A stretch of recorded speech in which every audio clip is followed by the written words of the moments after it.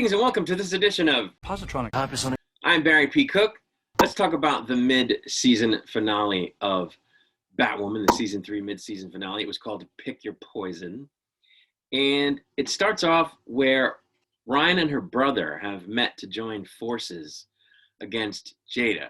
But this is a pretense.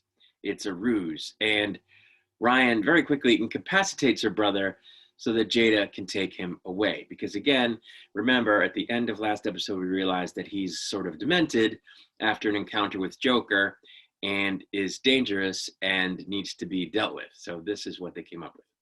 Next, Sophie wakes up in Renee's bed after their hookup, but heads to Wayne Tower when she learns about what happened to Mary, that Mary is becoming Poison Ivy or Poison Mary. We then see that Jada's people are trying to make an antidote for what happened to Mary, while Jada herself goes about freezing the brother, putting him in a cryo state.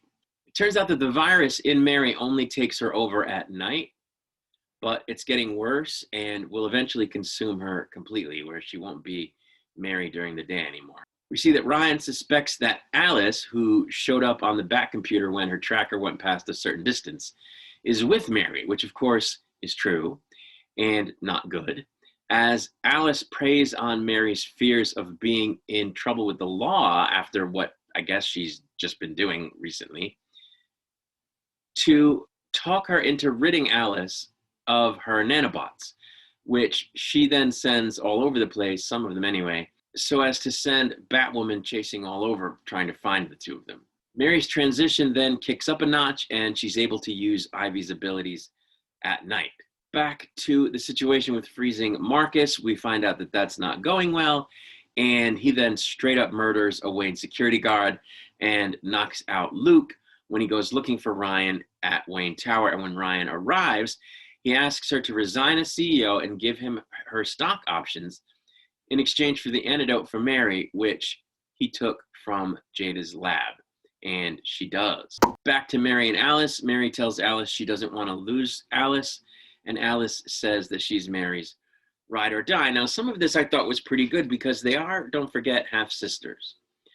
And I want to see them have a relationship as half sisters. I want to see them care about each other. And the reason for that is I want to see people care about Alice because I like Alice insofar as Alice is really Beth. And I think Beth deserves to be loved and to have people in her life that are kind to her. And so I want to see her bond with people, and I want those people to be significant characters on the show, not, lovers dredged up from the past and just thrown in, anyway. So I thought that was cool. Batwoman does eventually find them. She literally catches Mary and Alice with the bat winch off of the Batmobile after realizing that Mary was patronizing her favorite cafe, probably, and went there.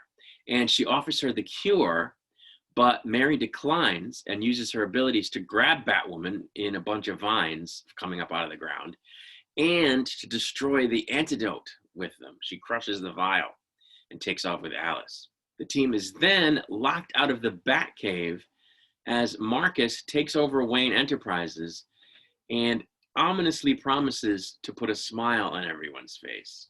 Now, I say that that's ominous because apparently he's going to be playing a sort of version of the Joker. They're calling him Black Joker online. I don't know if they're going to call him that on the show. I really hope they don't. But yeah, that's what's apparently happening. He's going to play like a version of the Joker, either because of his contact with the Joker that made him adopt some of his traits, or because he's just cuckoo and he's going to adopt a sort of Joker offshoot personality because he sees himself like the Joker. I don't know. We don't know, but that's what's going to happen. I think that could be pretty cool, actually. So we'll have to see where that goes exactly. But before that can happen, we see Mary and Alice on the lam, holed up in, I guess, a motel somewhere. And we see Mary emerge from another room as a fully blossomed Poison Mary in a really slick green outfit with red hair, her black hair dyed red, and, the green eyes and just looking totally badass. And that's where they left it, which is a bummer because now the show is off for over a month, almost 2 months. So yeah, now we got to wait to see where that goes, which is a bummer. But I thought that this was a good episode yet again because it stayed on target. It didn't bring in any extraneous plot. I mean, kind of. There's the whole thing with Sophie hooking up with Renee, and there's some brief conversation about that, but it's not anything that takes up any real time. The only other thing they're doing is they're doing double duty with the villains, right? They're doing Marcus becoming a villain at the same time that they're having Mary become a villain, but it's kind of working. I don't see it being a problem just yet. So I think it's going to be good. The good thing about this season is it's going to have only 13 episodes as opposed to like 18 that it had last season, which I think is great because the reason these shows nowadays have these longer seasons, I shouldn't say longer seasons. The reason these shows have problems a lot of the time now is because they're on network TV, and the standard season for a network show is like 20 episodes, 24 episodes. And that has to do with ad revenue and rating sampling periods and all kinds of things. That didn't used to be a problem when network TV was all episodic. But now you have serialized TV, and they have to make the serialized story cover 20 odd episodes so that it starts and ends at the beginning of the season and the end of the season respectively.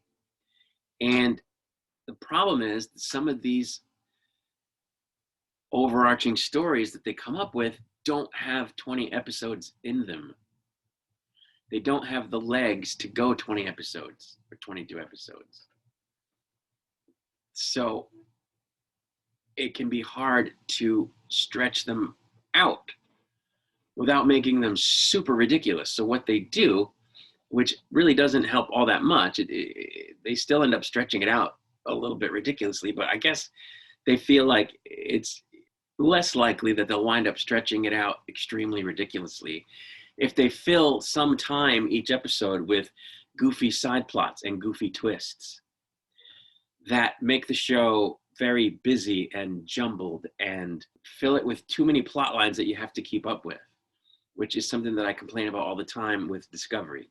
And it ends up giving time to the secondary and sometimes tertiary characters where you're sitting there going, why are we seeing this? Why aren't we advancing the main plot? So by shortening the season, that pressure is taken off to an extent where now they can have the overarching story and they only have to stretch it for 13 episodes. And so they don't have to spend as much time in each episode padding out the runtime with scenes that don't have anything to do with that story. And so you get less of it. And therefore the season is tighter overall and less busy overall, and it doesn't have as much nonsense in it. So I'm glad for that.